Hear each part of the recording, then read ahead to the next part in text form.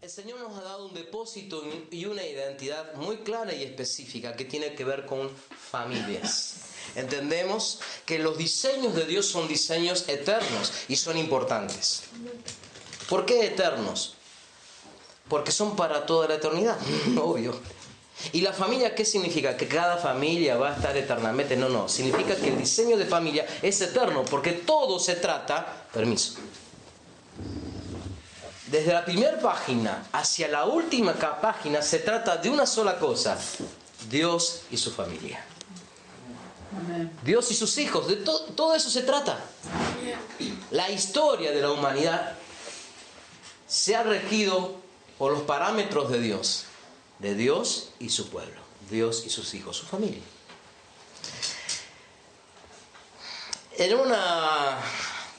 En un intento de ponerle alguna cosa cortita que nos pudiera dar entendimiento de lo que el Señor estaba depositando en nosotros, se nos ocurrió este nombre, que acá lo tengo medio chiquitito, pero bueno, que dice Vater. No es un apellido alemán, no. Es una sigla que significa que en familias que adoran a Dios, Él establece y extiende su reino. En familias que tienen un concepto real y concreto de lo que es vivir adorando en espíritu y en verdad a Dios, Él establece su gobierno y lo extiende. Porque su reino se establece y se extiende. Entendemos que este es el tiempo de donde Dios está despertando en la iglesia este entendimiento. Yo me maravillaba al ponerme a ver, en un momento el Señor me llevó a prestar atención a esto, que eran más la cantidad de hombres o mujeres solos que venían, es decir, por ahí o no eran familia o por ahí sus familias no venían a la congregación, que la cantidad de familias que venían a la congregación. Eran más la cantidad de hombres o mujeres que venían solos o muchachos o chicas que sus familias. Y entiendo que es el momento que esto cambie. Es el momento que entendemos que debemos entrenar, discipular, caminar junto con aquellos que estén dispuestos a vivir esta verdad. Familias que adoran. Hay algo que Dios busca. Dios no busca tus dones, Dios no busca tus capacidades, porque son de Él, Él te las dio. Él busca tu corazón, que también es de Él. Por eso dice que Él busca adoradores en espíritu y en verdad. Como cantábamos hoy, gente que ame al Señor, no de palabras, no de alguna fecha en la semana, sino siempre. Entonces entendemos que esto solamente se puede llevar a cabo no con prédicas de los domingos. Esto se lleva a cabo mediante un discipulado. ¿Y qué es discipulado? ¿Un estudio bíblico en la mitad de la semana? No, es caminar juntos. Volvemos al punto. Nadie me puede discipular a mí si yo no estoy dispuesto a dejarme discipular. Y vos no vas a poder discipular a nadie que no esté dispuesto a ser discipulado y caminar con vos. Acuérdense de Jesús. Jesús estableció el diseño. Jesús iba y a los discípulos, y está registrado en los evangelios, decía: sígueme. Punto. No había otro preámbulo, no había una explicación previa. Sígueme. Ahí está Mateo, dejó todo y le siguió. Ahí está Juan y Jacobo, su hermano, que dejaron no solamente las redes, sino a su padre, todo. Y le siguieron. Por eso Jesús dice: mis ovejas oyen mi voz y me siguen. Ahora, ¿cómo yo puedo decir que oigo la voz de Dios y le sigo si no estoy dispuesto a oír la voz de mi hermano, que es Cristo también, y seguir a mi hermano que me discipula? ¿Me explico? ¿Sí? Los primeros discípulos o los mejores discípulos deben ser nuestros hijos. Es una hipocresía que yo discipule gente fuera de mi familia y no discipule a mi hijo. Y fíjense cómo la religión nos robó eso. Nos metíamos en actividades en la iglesia que hacer esto, que hacer lo otro, que el ensayo, que la programación, que lo que... ¿Y nuestros hijos? Porque el diablo sabe que sabe, y tiene miedo de lo que Dios puede hacer en nuestras generaciones. Entonces nos hechizó. ¿Vieron esa parte donde Pablo le dice a los Gálatas, Gálatas insensatos, ¿quién los fascinó? La palabra es ¿quién los hechizó? ¿Quién los embrujó? Y la religión, gente, te embruja, no se embruja, nos hechiza. Por eso, ¿cuántos de nosotros que salimos de ese estado, comenzamos a leer la Biblia y decimos, uy, ¿esto cuántas veces lo leí? Y ahora me doy cuenta de lo que dice acá. El otro día Angélica me mandó un mensaje en el WhatsApp de algo que vos habías leído en Juan capítulo 5. Y a la expresión no me acuerdo literalmente tus palabras, pero era como, wow, qué bueno lo que estoy leyendo. Y yo sé que eso lo has leído un montón de veces, pero es como que el Señor corre velos, ¿verdad? Así es. Y nos da luz, porque la cuestión es de gloria en gloria. Es tiempo donde la iglesia sale de Babilonia. ¿Qué es eso, Marcelo? Te lo hago rapidito. Babel, el imperio de Nimrod. Puedes leerlo en Génesis capítulo 9. Vas a ver que ahí dice Nimrod, gran cazador delante de Jehová. Pero en realidad, la traducción correcta sería Nimrod, aquel que se enfrentó a Jehová. Él funda un imperio. Y ese imperio, en un momento, comienza a hacer algo muy interesante. Dice que se pusieron de acuerdo en levantar una torre. Una torre que llegara hasta el cielo. Ahora, yo te hago una pregunta y decime con la mano en el corazón. ¿Vos creés que una torre, por más alta que sea, va a llegar al cielo? Vos sabés que la verdadera traducción en la Biblia textual dice que hicieron una torre con una representación de los cielos, es decir, con un simbolismo. Y eso es religión. La religión te deja en los símbolos y perdés la esencia. La iglesia, donde debe habitar el pan de vida, donde debe ser el lugar donde la gente venga a saciar su hambre, muchas veces parece una panadería que dejó de funcionar, donde solamente hay hornos vacíos y resto de alguna que otra migaja, donde la gente viene y no encuentra dónde saciar su hambre, porque el pan de vida ya no está. Eso de lo que dijo Jesús, que donde están 2 o 3 reunidos en mi nombre, allí estoy, no significa que si vos y yo nos ponemos a orar y al final decimos en el nombre de Jesús, es todo. En el nombre significa que yo me identifico completamente, 100%, con su voluntad y hago solo su voluntad. No por decir en el nombre de Jesús, yo me estoy riñendo en su nombre. ¿Me explico? Entonces, ¿cuántos lugares hay donde se habla de Jesús, donde se predica de Jesús, donde se ora en el nombre de Jesús? Pero Jesús no está. Y esto es muy coherente, gente. Creo que lo decíamos el domingo pasado. Jesús cuando dice, en muchos me dirán en aquel día, Señor, Señor, en tu nombre. Exacto. En tu nombre, lo digo porque como estamos grabando, es necesario que se escuche. En tu nombre echamos fuera demonios, hicimos milagros, sanamos enfermos. Ahora, es muy interesante la respuesta de Jesús, y ahí está la clave. Él les dice, apártense de mí, no los reconozco, no los conozco, no sé quiénes son.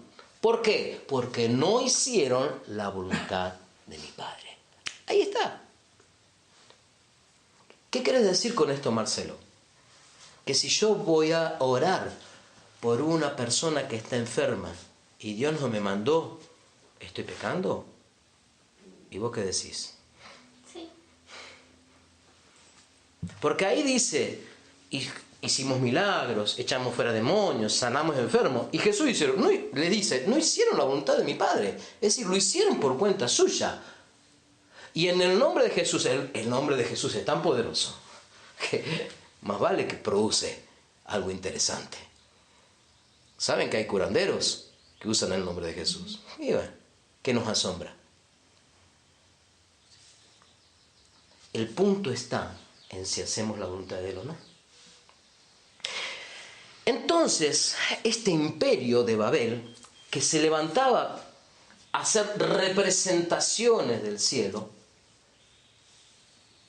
fue el primer caso que se registra en la historia donde religión y gobierno y Estado se unen. Es muy interesante. Dios dice, paremos con esto. Y ustedes conocen el relato. Desciende el Señor, confunden las lenguas y no se entendían quién decía el otro, ¿sí?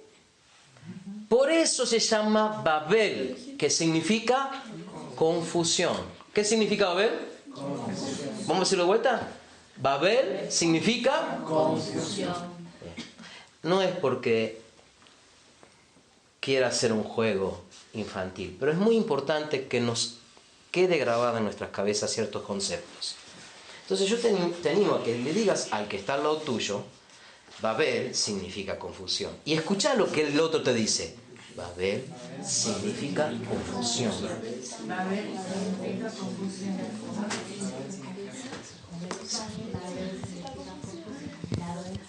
Silvina, Babel significa confusión.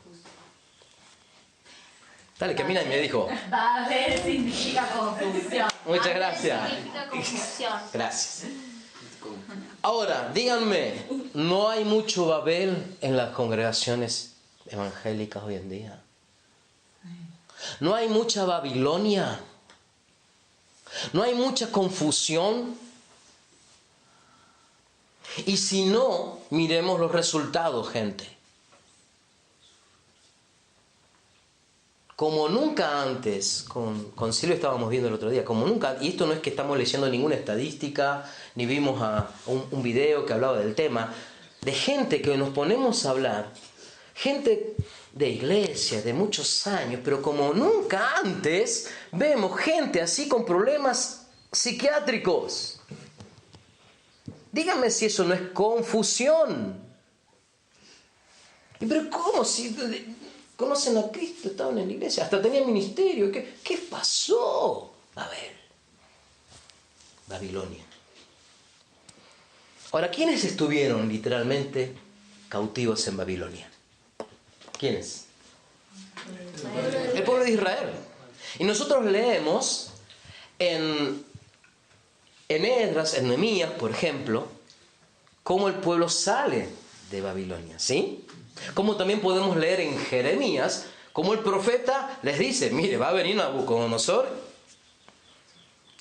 y se acabó la historia. Babel. Y ahora, yo quiero animarte a que hagamos lo que hizo el pueblo de Israel. Porque podemos escuchar mucho sobre esto y podemos hablar mucho de esto. Pero es necesario que nosotros transitemos salir de Babilonia. Vos y yo podemos leer mucho sobre esto y me puedes escuchar hasta el hartazgo hablar sobre esto. Pero es necesario que vos decidas salir de Babilonia.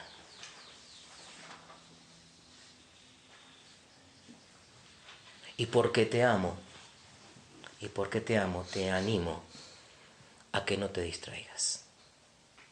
Pone en mute tu celular o apagalo, para que no haya nada que te distraiga, porque no existe en ningún momento más importante que cuando Dios te habla.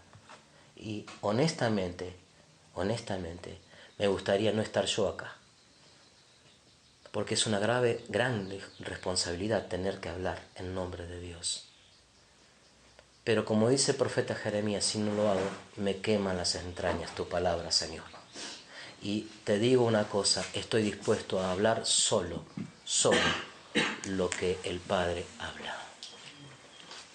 Solo lo que el Padre habla. Vamos a Nehemías capítulo 8.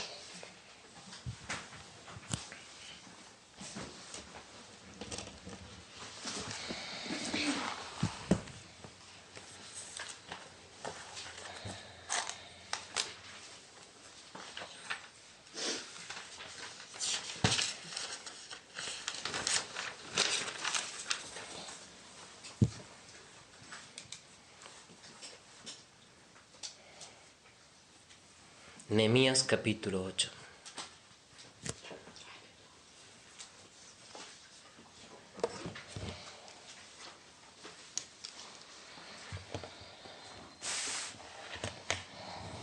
¿Estamos? ¿Sí? Todo el pueblo se reunió como un solo hombre en la plaza que estaba delante de la puerta de las aguas. Y pidieron al escriba Esdras que trajera el libro de la ley de Moisés que el Señor había dado a Israel. Voy a buscar la versión Reina Valera, que es la que todos creo que están teniendo, porque quiero que todos estemos leyendo, o la gran mayoría, lo mismo.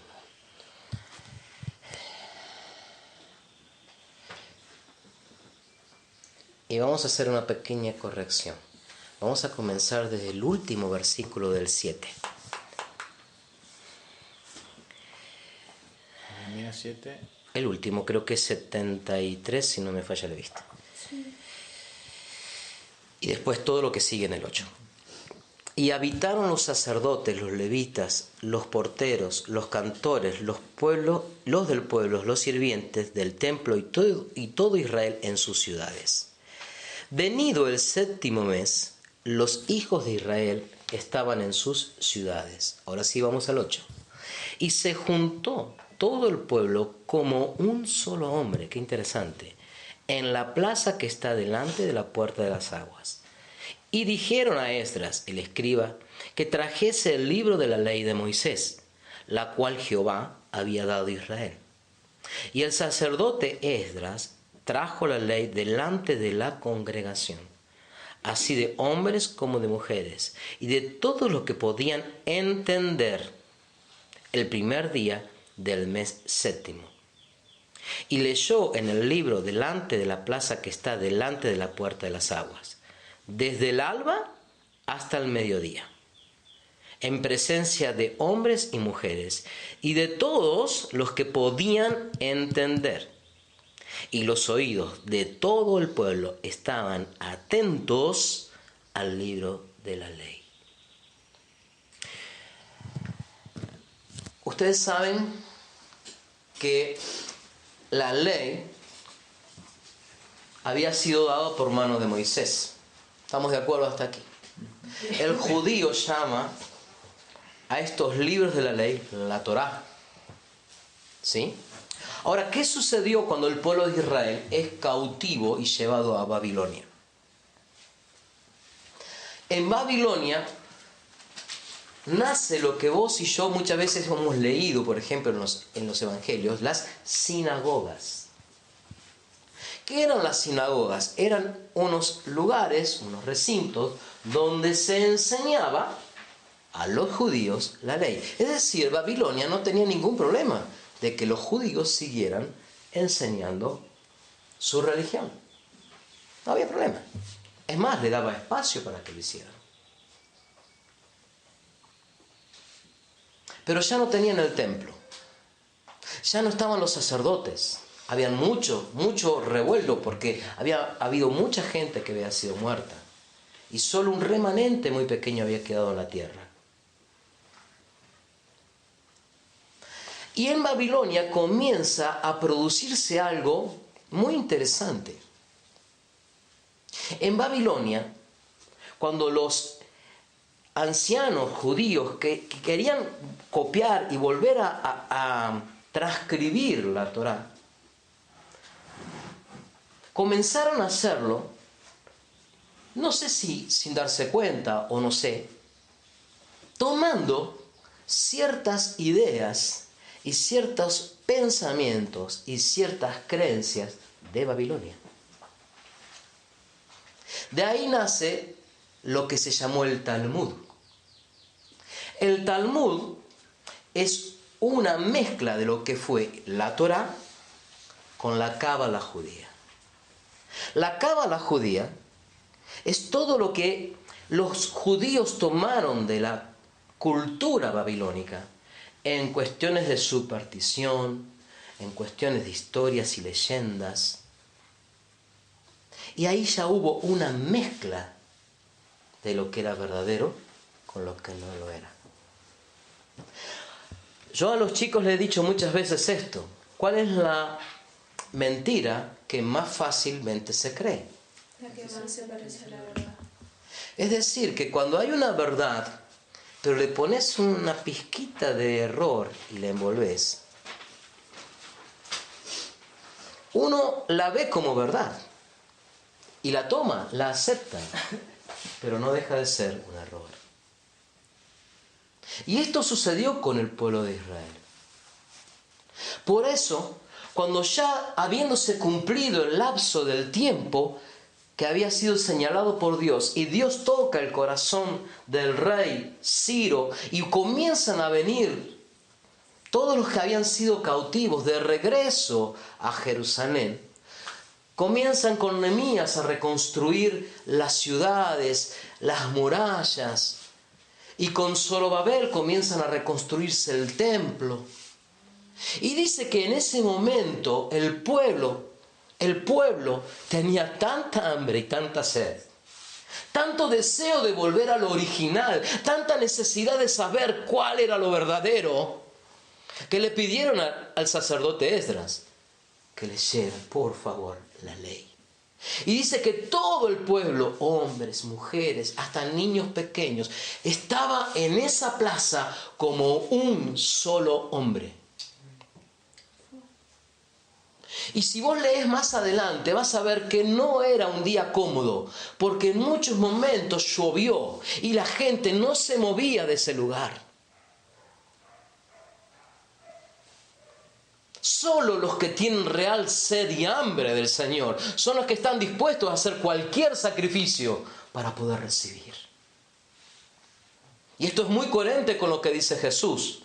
Solo el que tiene sed, venga a mí y beba.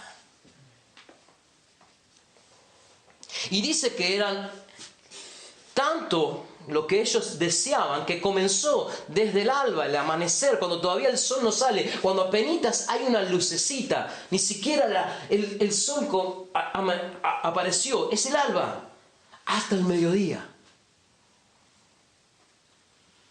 Tuvieron su primera escuela profética.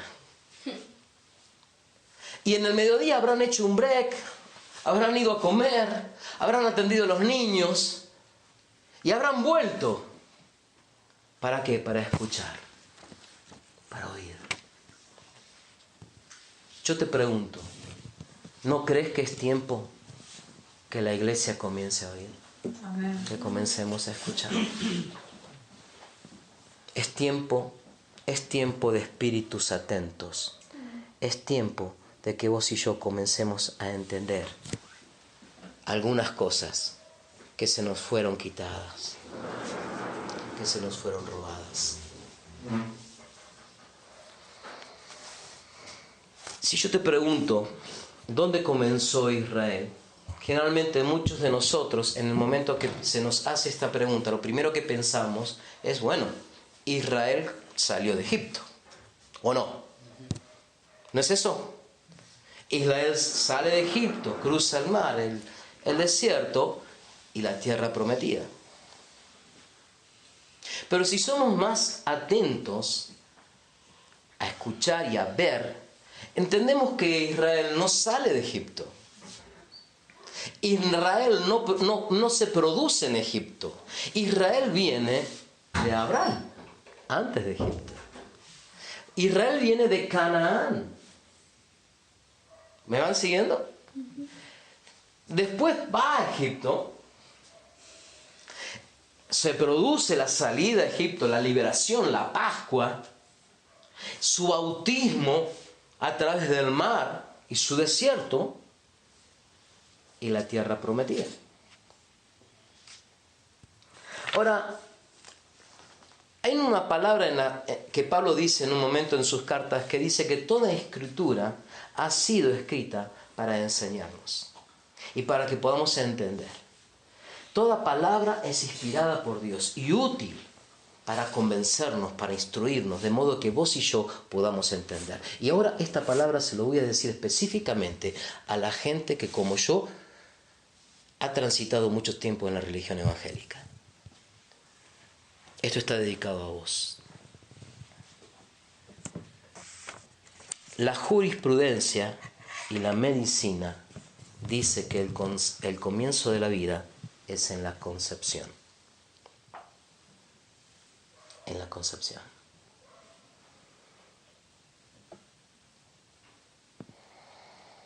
Pero así como Israel no comenzó en Egipto, tu vida no comenzó en la concepción de tus padres.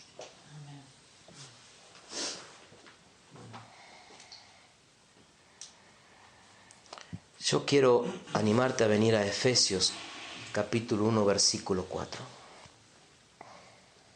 Versículo 4.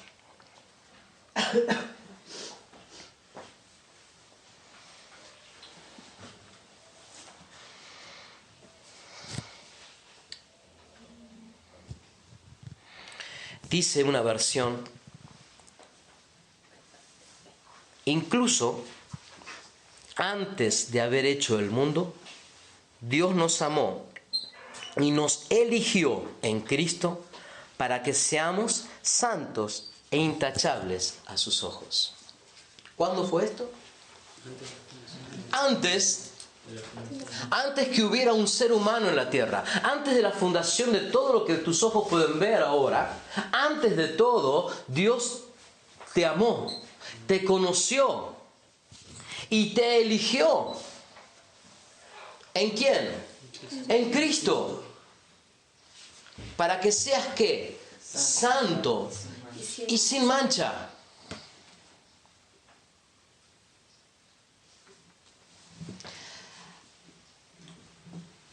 ¿Cuál es el gran problema muchas veces que nos aqueja a nosotros? Cuando vos vas a ver cómo la ciencia trata los problemas psiquiátricos, la ciencia arriba a una verdad que es real. Los problemas psiquiátricos de la persona se producen porque algo sucedió en el origen. Algún trauma, alguna situación X, algún dolor, alguna violación, algo sucedió en el origen de la formación de ese ser que traumó su vida y que hoy tiene sus problemas. ¿Es así? Toda la psiquiatría aborda esto. Y en definitiva, lo que dice o el diagnóstico que dice es correcto. Pero la manera de abordar al origen es incorrecto. Porque el origen no es la concepción, sino en lo eterno.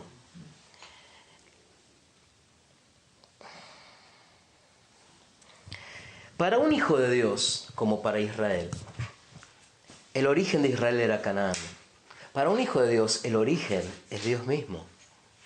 Es el corazón mismo de Dios. No es este mundo. Nosotros venimos a este mundo, pero ya venimos siendo diseñados, formados y sellados en Cristo y elegidos por Dios. ¿Para qué? Para ser santos y sin mancha. ¿Qué significa la palabra santo? Significa apartado, con un propósito. Pero ¿qué sucedió?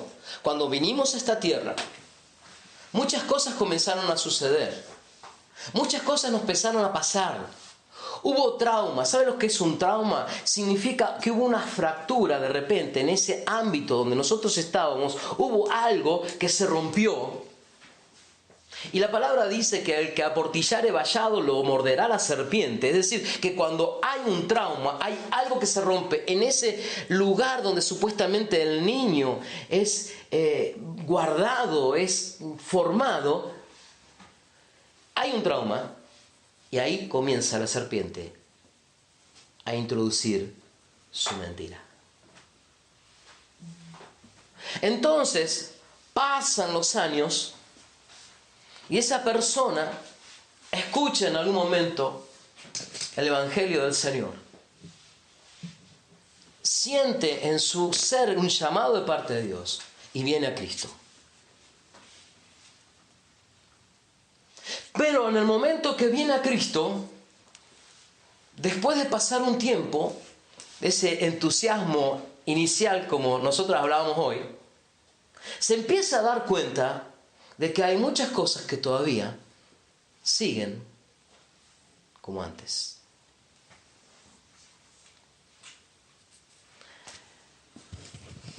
¿Ustedes han escuchado hablar sobre la sanidad interior? Sí. ¿Y por qué es eso?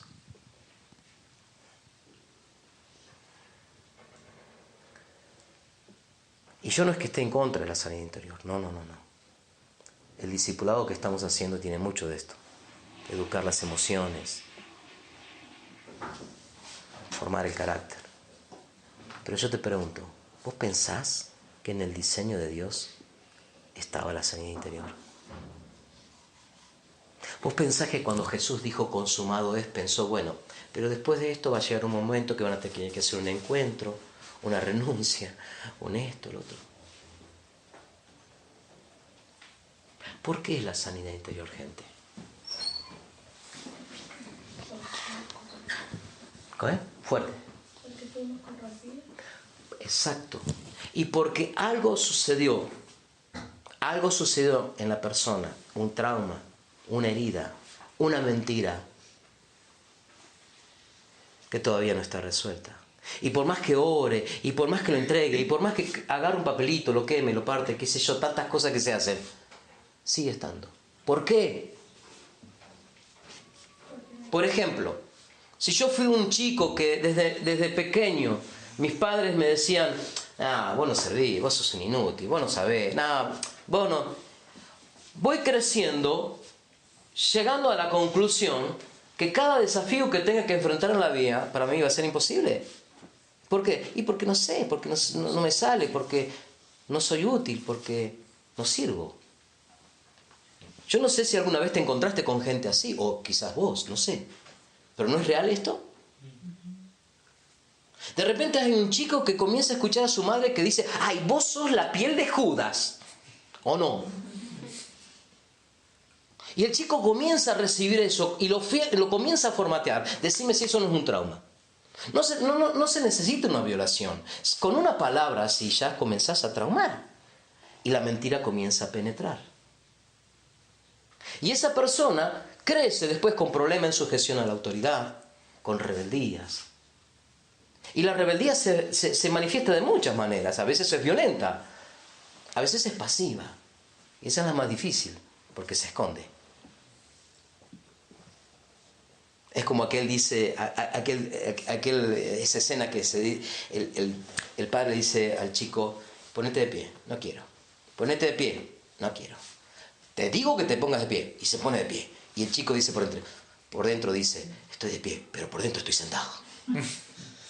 ¿O no es así? ¿O no es así? Entonces fueron palabras que comenzaron a traer mentira y trauma a las personas. Entendamos esto, gente, porque este no es el diseño, porque Egipto no es tu origen, Egipto no es el origen.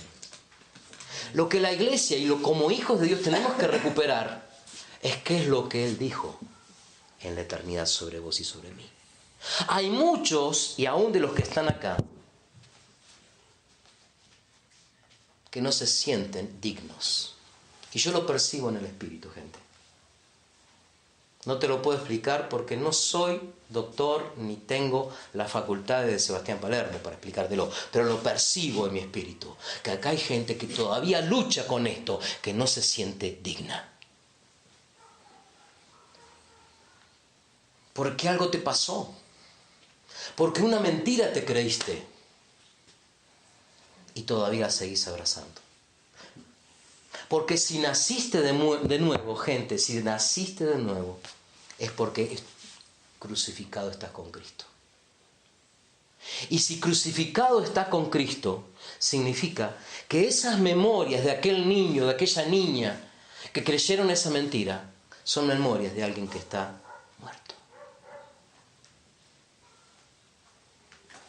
¿Me explico? ¿Me van siguiendo? Entonces yo te pregunto, ¿querés seguir viviendo tu vida con las memorias de un muerto?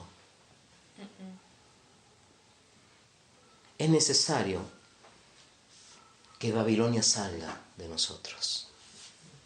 Es necesario que toda esta confusión religiosa se corte. Por supuesto que hay procesos. Por supuesto que no hay nada mágico. Dios es un Dios de procesos. Israel, salido de Egipto, iba a cruzar el Mar Rojo. Y según el diseño de Dios, estaba 20, 25 días de camino. ¿Saben? Y le llevó 40 años. Era el diseño de Dios que tardaran 40 años, ¿no? Hay un proceso. Eran 25 días, 20 días, nada más. Pero ¿qué les pasó a ellos?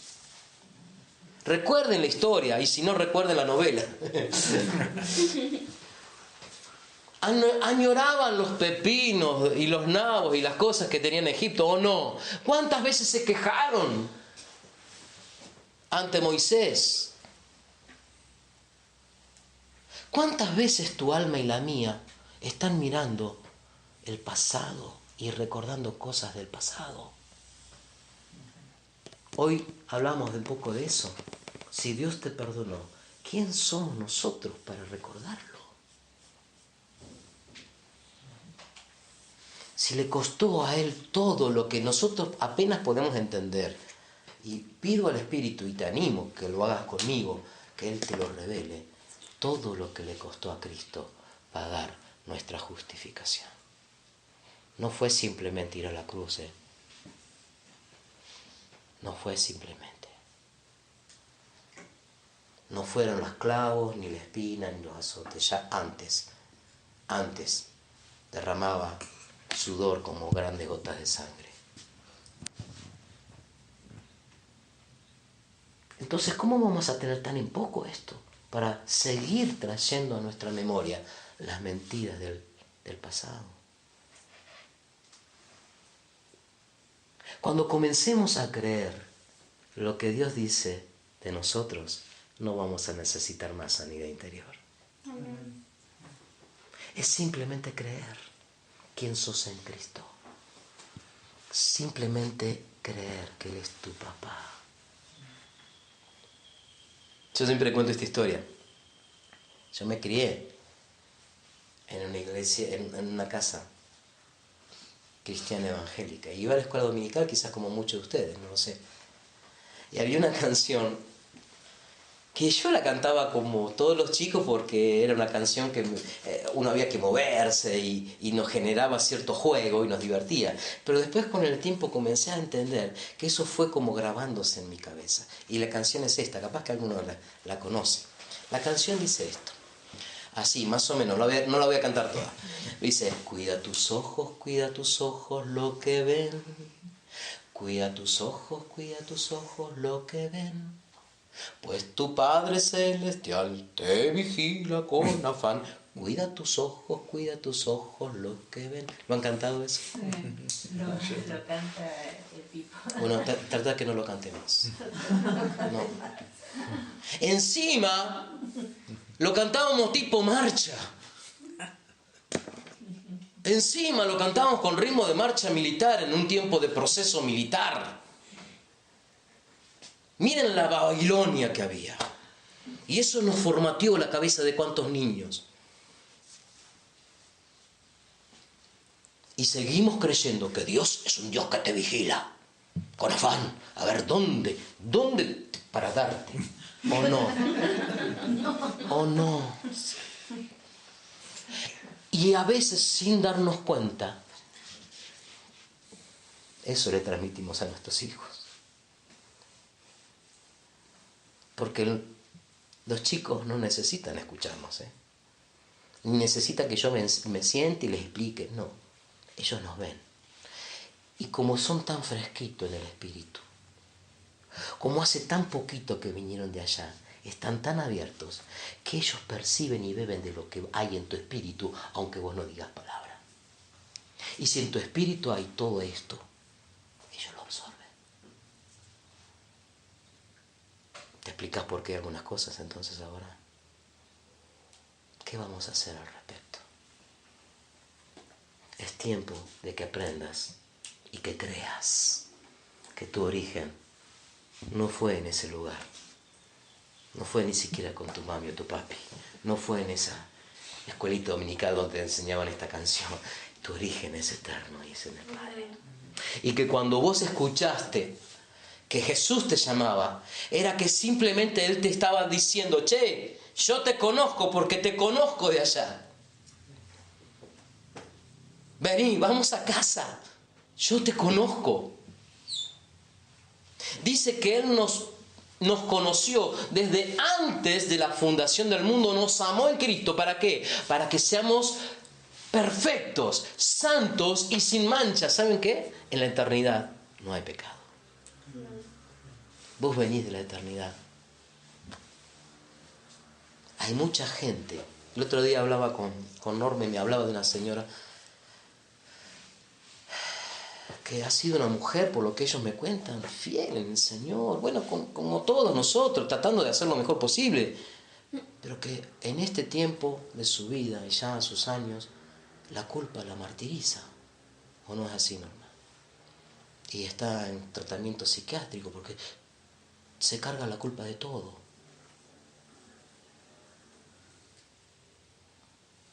¿Y cuántas veces dice Apocalipsis que Satanás es el acusador de los hermanos? Buscalo en tu concordancia o si manejas el Google. Dice eso en Apocalipsis. Él es el acusador. Él es el que culpa. ¿Y vos te vas a poner de acuerdo con él escuchando lo que él te acusa? Dice Jesús que te pongas de acuerdo con tu adversario. Él te acusa, decirle, sí, tienes razón. Es verdad, todo lo que vos decís, es verdad. Ven y vamos juntos al Padre. Y el Padre me ve venir. Y yo le digo, Padre, apelo a la sangre de Cristo. Confieso mi pecado. Y el Padre me mira y dice, ajá, ven, perfecto, listo, ya está, andate tranquilo. Y vos le haces así al acusador. Y listo, y no hay más que hablar. Y no hay más que hablar.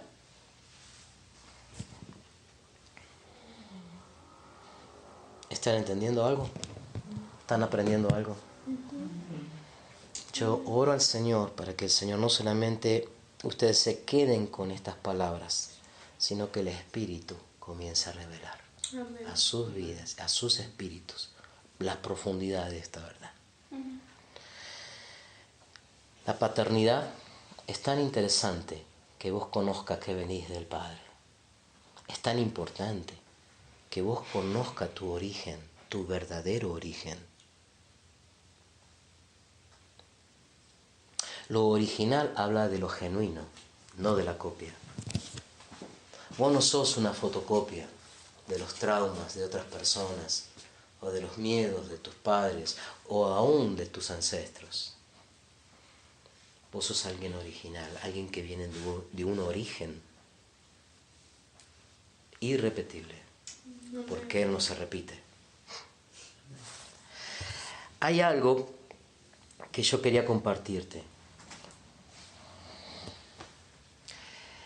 Después yo te lo voy a mostrar y después voy a ver de qué manera podemos distribuirlo. Es simplemente un grafiquito como para que vos puedas tener en mente estos temas.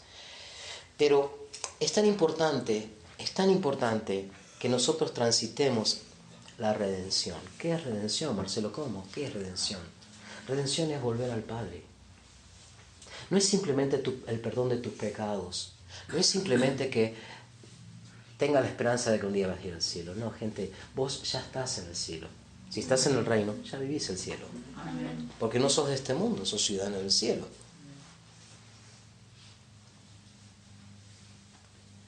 Y la paternidad es tan importante que la entendamos, decía, porque cuando nosotros absorbemos o somos absorbidos, mejor dicho, por la paternidad de Dios, es donde nosotros comenzamos a conocer quién realmente somos. ¿Se acuerdan de esa canción que cantamos recién? Tu corazón es el lugar donde yo soy. Y fíjense que esto es así en lo natural, o sea, ahí lo vemos reflejado. Si lo natural es sombra de lo espiritual, lo que sucede naturalmente manifiesta algo espiritual. Cada uno de ustedes tiene un documento, ¿verdad? Y en el documento figura su nombre, que es su identidad, ¿verdad? Y cada uno de ustedes tiene un apellido, ¿verdad? ¿De quién era el apellido? ¿De quién era? ¿Qué era? La paternidad imparte identidad. Si eso pasa en lo natural, es porque pasa en lo espiritual.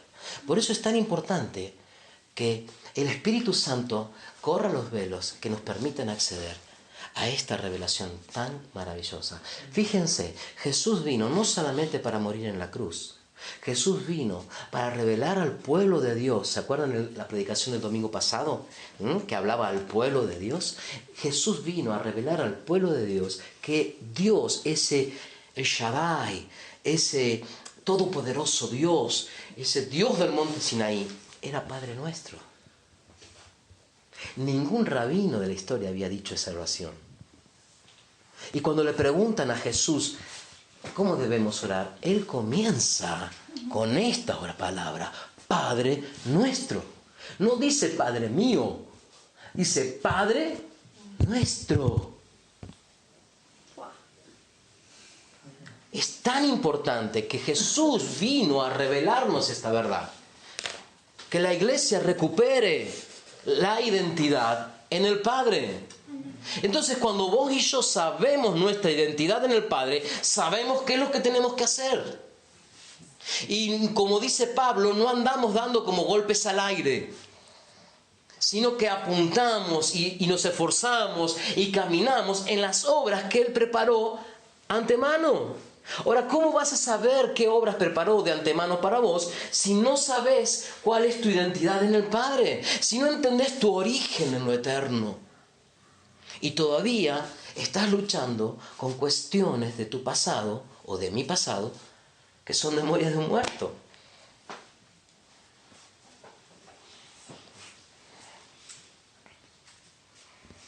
Ahora, diablo es muy astuto y sabe más de vos que a veces vos mismo. Y sabe más de cómo funciona el hombre que a veces el hombre mismo. Existen dos memorias. Una memoria que es una memoria explícita, que es la memoria que vos y yo podemos tener. Recordamos eventos, recordamos situaciones. Pero hay una memoria que es implícita, que es un reflejo de cosas que quizás no las podemos recordar, quizás no podemos tener claro el evento, pero reaccionamos frente a esto. Por ejemplo, supongamos de que alguno de nosotros cuando fue pequeño fue mordido por un perro. Y en esa mente infantil desarrolló esta creencia: todos los perros son malos, ¿no? Entonces, frente a un perro, yo, chiquito, me ponía a llorar o salía corriendo. O gritaba, mamá, mamá, mamá. ¿Sí? Fui creciendo y fui teniendo un poquito más de madurez en mis razonamientos. Y fui entendiendo que no todos los perros son malos. Hay perros que son malos, pero hay perros que son buenos. Bien. Pero de repente me invitan a una casa y sale un perro. Y aunque yo sé que no todos los perros son malos, y aunque el dueño del perro me dice, quédate tranquilo, no hace nada, yo comienzo a sudar. Me pongo blanco. Y tengo más ganas de salir corriendo que quedarme. ¿Qué es eso? ¿Por qué? Porque hay un registro emocional de un recuerdo que me pasó, de un trauma que tuve. Y el diablo sabe trabajar, y creo que este es el área donde él trabaja. ¿Vieron esa gente que de repente tiene fobias? Y ahora no digo que sea en la moda, pero de repente empezó a haber fobia de todo. ¿Y qué es fobia? Es temor, temor irracional, temor que no se puede explicar. Ahora, las personas manifiestan un estado real, es decir, se agitan, pierden el control de su respiración y hasta se creen que se desmayan. O sea, no es que mentira, no es que está diciendo una mentira, lo está padeciendo. ¿Y de dónde viene eso? Se hizo un estudio, y esto es científico, si ustedes quieren buscarlo en YouTube está. Se hizo un estudio sobre las madres que estaban embarazadas en el momento en que se derribaron las Torres Gemelas. Hubo madres que estuvieron cerca o que estuvieron padeciendo porque tenían familiares allí esa situación de forma muy traumática y tenían un bebé dentro. Desarrollaron una angustia y un estrés muy particular que fueron tratados por psicólogos, psiquiatras. Lo interesante fue que después de haber nacido los niños y a medida que fueron creciendo, los niños comenzaban a manifestar los mismos padecimientos que las madres, sin haber vivido esa situación. Muy interesante. Resulta que en el norte de Suecia hay una aldea que hace como 200 años atrás estaba incomunicada prácticamente del mundo. Y alguien se comenzó a estudiar a la vida en esa aldea y se dieron cuenta de que era una región muy inhóspita, donde había mucha nieve, y que había pasado un periodo en la historia donde hubo una gran hambruna. Una gran hambruna. Que eso produjo, bueno, algunas muertes, algunos niños crecían con déficit alimentario y con problemas. Y hubo un científico que comenzó a estudiar esto y por esas casualidades de Dios, empezó a darse cuenta de que muchos bisnietos, nietos y bisnietos de niños que habían padecido esa situación presentaban físicamente los mismos trastornos que sus abuelos o bisabuelos. Porque la memoria se hereda. No solamente son los momentos. Entonces la ciencia, y esto lo pueden ustedes buscar, la ciencia no solamente descubrió que la memoria son evocaciones de eventos que he vivido, sino que también puede ser cuestiones que vienen de mi herencia.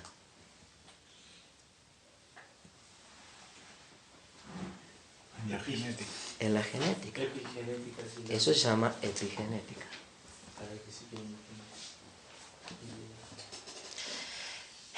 Y lo más interesante es el experimento que ahora no recuerdo el nombre, hizo una doctora, no hace mucho de esto, que ella quiso demostrar que no solamente los recuerdos son algo que yo puedo heredar o que puedo evocar de algo que me sucedió, sino que un recuerdo también se puede implantar. Entonces hizo un estudio de alrededor de unos 50 pacientes, donde ella tuvo una entrevista con los familiares de cada uno de los pacientes y les pidió que les relatara a los familiares dos eventos verídicos de la historia de cada uno de esos pacientes, de cuando eran niños. ¿Sí? 50 pacientes, ya adultos. Se entrevista esta doctora con los familiares de cada uno de estos 50 pacientes y le pide que le redacte 2 eventos traumáticos que estos niños habían sufrido cuando eran niños. Entonces, por ejemplo, ella a todos le agregó un evento traumático que es perderse en un supermercado. Entonces, por ejemplo, entrevistaba a uno y dice, bueno, comenzaba la charla, ella la sabía llevar, pero llegó a un punto que le decía, ¿vos te acordás cuando te mordió el perro? Sí, me acuerdo, lloré y todo. ¿Y te acordás cuando te sacaste tal mala nota en tal grado? Sí, me acuerdo. Ay. ¿Y te acordás cuando te perdiste en el supermercado? De los 50, 20 respondieron de que sí se acordaban. Y ella se había puesto a averiguar de que eso no había sucedido realmente, ¿no? Era algo muy estudiado, muy estudiado. Entonces, de esos 50, 20 recordaron como que sí. Entonces, esos 20 le dijo, bueno, mira, andate a tu casa en esta semana, trata de recordar nuevamente cómo fueron estos 3 eventos y después vení y me los contás mejor. Y me contás qué más te acordás. Y bueno, resulta que venían a la semana y algunos hasta le decía, sí, fue en el McDonald's o en el tal lado y me rescató una abuelita y se estaba vestida de esta manera. O sea, ya comenzaban a generarse un recuerdo. Eso es especialidad de Satanás con nosotros. Te comienza a implantar recuerdos y cuestiones que comienzan con una pequeña pizquita y después eso comienza a hacerse toda una historia.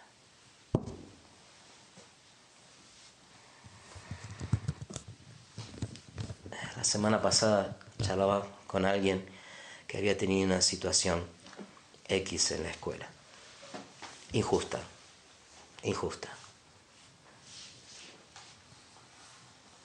Y cuando vio que eso que había hecho estaba mal, injustamente, comenzó a pensar en sí mismo: soy incapaz, soy un tonto, soy un torpe, no me sale, no me sirve. Lo más gracioso del tema es que lo había hecho bien. Pero todo eso ya estaba como formateado en su cabeza. Un recuerdo implantado.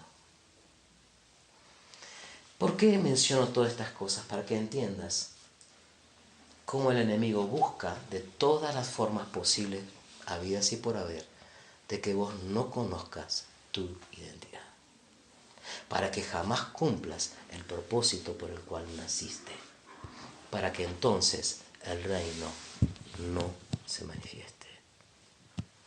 Así como Israel perdió una generación en el desierto por estar mirando a Egipto, ¿cuántas generaciones se están perdiendo y el reino viene? Porque decidimos mirar recuerdos implantados o memorias de un muerto. ¿Me están entendiendo? Yo ruego al Señor que me entienda. Yo pido al Espíritu que les revele esto. Si estás en este lugar en la historia y naciste en este tiempo, es porque el Padre, cuando te vio en la eternidad, te decodificó y te codificó, mejor dicho, con caracteres específicos y especiales para que vos vivas en este tiempo. Porque no hay nadie que pueda producir lo que el Padre depositó en vos, en esta generación. No naciste hace 100 años, tu nacimiento fue de acá a 20 años adelante. Fue específico tu nacimiento y tu posición en la tierra, porque hay un plan específico y especial que solo vos podés desarrollar. Tan importante sos para el Padre. Por eso el diablo está aterrorizado de que eso se manifiesta en tu vida y te llena y me llena y nos llena la cabeza con sus mentiras, y quiere que otra generación más se pierda en el desierto. Es el momento, gente, que nosotros como Iglesia de Cristo entendamos esta verdad. La mentira deja de tener efecto cuando se descubre. La mentira pierde poder cuando es expuesta en la verdad. Ahora el adversario es expuesto. Ahora el padre de mentira es expuesto. Ahora aquel que vino a robar tu vida y tus generaciones es expuesto. Es hora que vos no le dejes más. Es hora que yo no le dejes más. Es hora que la iglesia diga basta y miremos nuestro origen en el Padre. Y miremos que tenemos identidad definida en el Señor.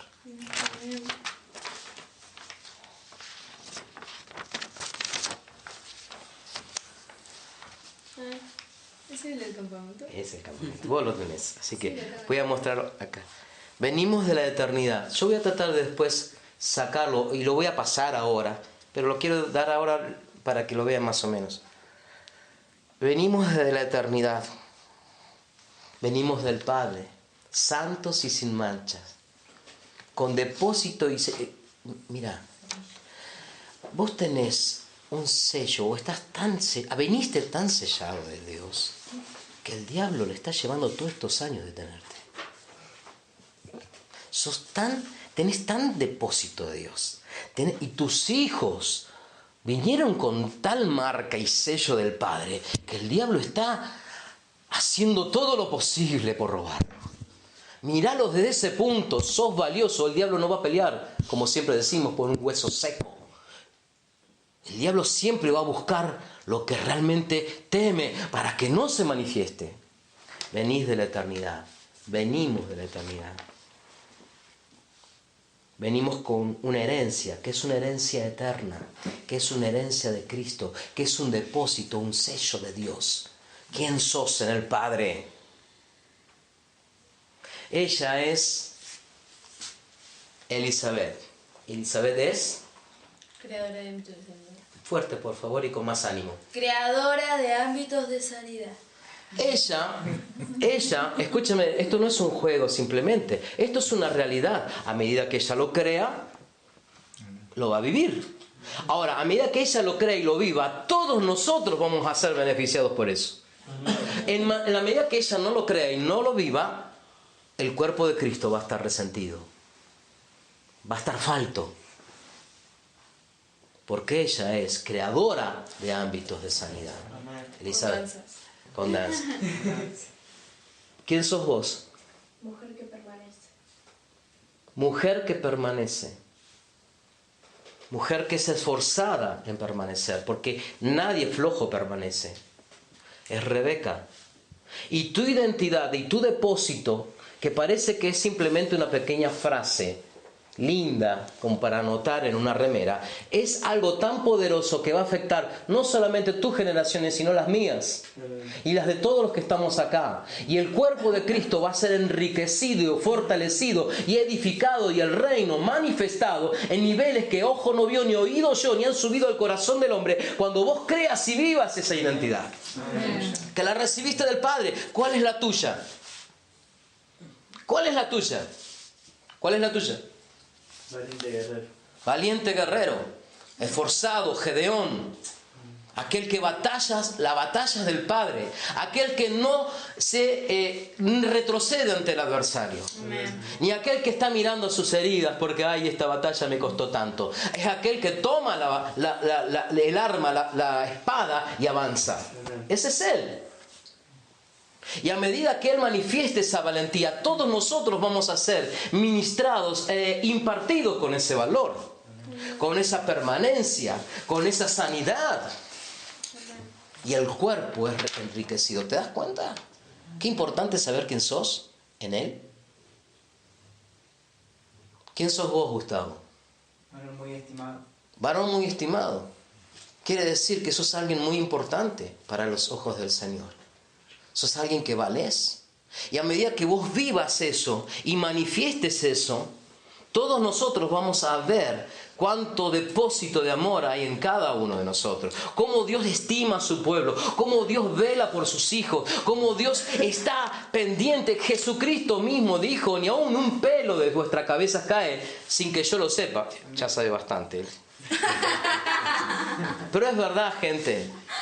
Es verdad. ¿Qué te vas a preocupar por una mentira que te dice el adversario cuando tenés un papá que te ama? Amén. ¿Cómo vas a estar ahí? Y no sé, no tengo ganas de alabar al Señor porque anda. ¿Qué problema tenés que el Señor no lo pueda resolver? Amén. Una vez alguien me dijo con mucha sabiduría: no le digas al Señor tus problemas. Decile a tus problemas quién es tu Dios. Amén. Es muy diferente. Amén. En el nombre de Jesús, plantate y parate como lo que sos, un hijo del rey, un sacerdote, un rey. Amén. Para gobernar según su voluntad, sus propósitos. Pablo le dice en una oportunidad a los hebreos: tengo muchas más cosas que decirles, pero ustedes se han hecho tardos para oír. Tendrían que ser ya maestros, pero como niños es necesario que les vuelva a repetir las mismas cosas. Y yo sabe que, hermanos, con mucha vergüenza digo, a veces me veo a nosotros, la iglesia, como que Dios sigue diciéndonos a nosotros, ay hijos, tengo tantas cosas para decirles, pero todavía andan como niños, inmaduros. Y les tengo que volver a repetir que soy su papá, que los amo.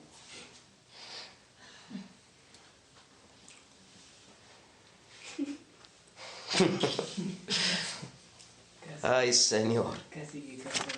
Casi que causa gracia. Después viene la concepción. Nacemos. Alguien nos da una palmadita y pegamos el primer grito. Y comenzamos a transcurrir nuestra vida. Y acá, en este lugar, es donde Satanás aprovecha para hacer los traumas, para generar los traumas. Nunca te olvides, los traumas son brechas, son agujeros, son fisuras donde el enemigo entra con sus mentiras. Venimos y conocemos a Cristo. Tenemos un nuevo nacimiento que nos conecta de nuevo con la eternidad de donde venimos. Entonces, ¿qué es lo que Cristo quiere? ¿Qué es lo que el Padre quiere? Que recuperemos esta memoria eterna, esta herencia eterna, y que no estemos dando vuelta por estas mentiras que sucedieron acá.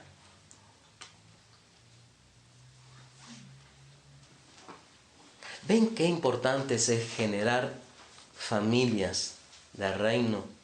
Familias de gente que viva en casa la espiritualidad del reino, para que los chicos se críen de una manera que nazcan y sigan en todo este proceso recordando esto.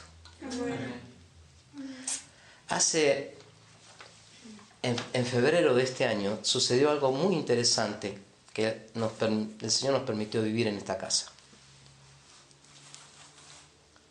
Viene mi hijo Nicolás con su novia, mujer, ustedes entiendan, y la hija de ella, con un sobrinito, Arielito. ¿Son nenes de qué edad en ese momento, mi amor? 8 y 9. 8 y 9 añitos. Mi hijo, herido por la religión, dañado por los hombres, no quiere saber nada del Señor. Esto no lo digo porque delante del Señor digo, estamos sanos de esto. Pero cuando mi hijo comenzó a transitar la facultad y él decidió no ir más a las congregaciones y empezar como a tomar distancia, no hubo en todos esos años ni una persona que lo visitara. Ni uno. Ni uno. Solamente uno que estaba en el grupo de alabanza después de haber pasado unos 3 o 4 años de que Nico ya no pisaba más la congre, que yo lo confronté y porque lo avergoncé un poco o se sintió avergonzado, esa semana fue y lo visitó y nada más. Y vos sabés también lo que le ha pasado a David.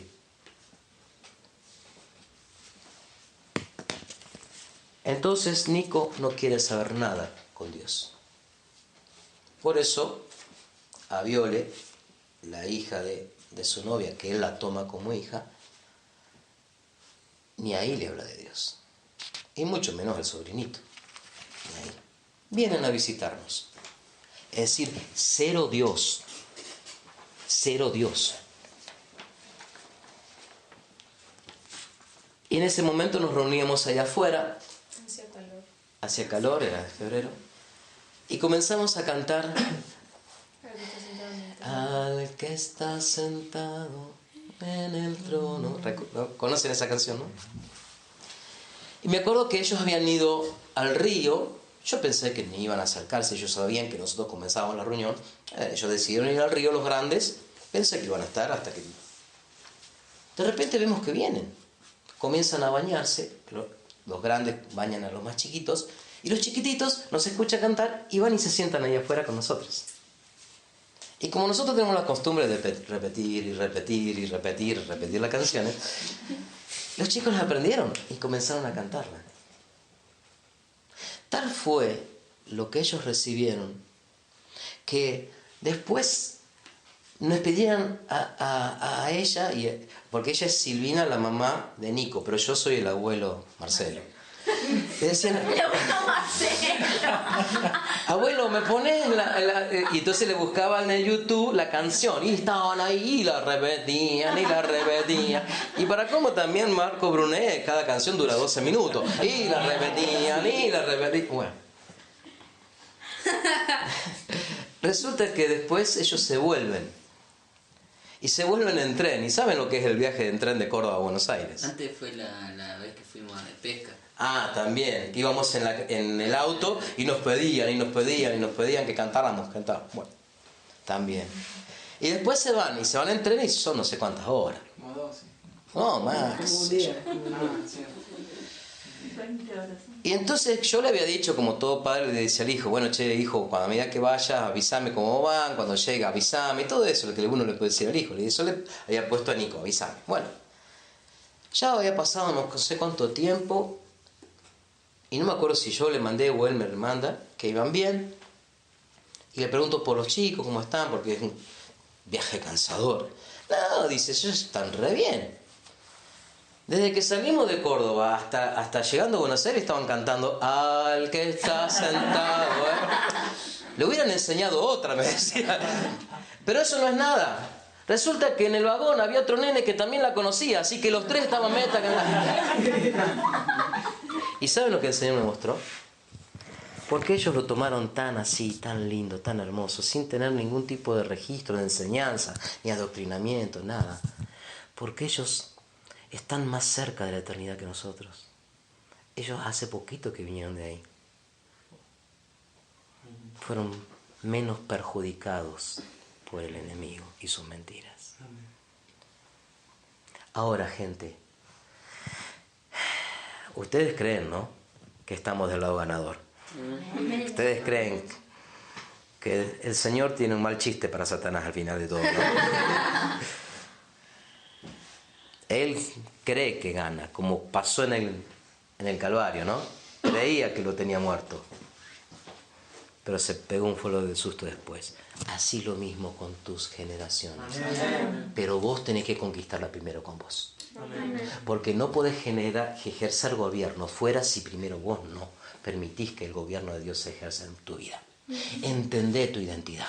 Direcciona tu alma, es decir, tu cabecita y tus emociones, no a lo que viviste en esta tierra, sino a lo que vivís y de dónde venís.